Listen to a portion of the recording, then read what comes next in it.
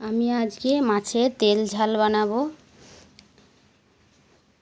অল্প নুন হলুদ দিয়ে মাছটাকে ভালো করে মাখিয়ে নেব। আমার মাখানো হয়ে গিয়েছে। কড়াইয়ে সর্ষের তেল দিয়ে দেবো। তেলটা গরম হয়ে গিয়েছে, তাতে একে একে মাছগুলো দিয়ে ভালো করে আমি ভেজে তুলে নেব।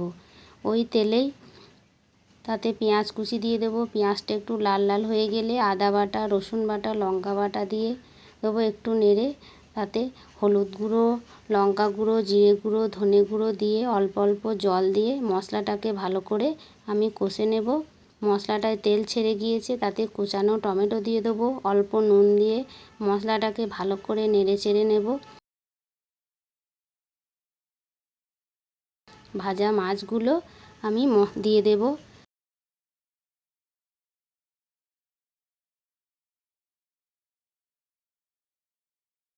অল্প জল দিয়ে একটু ফুটতে দেব।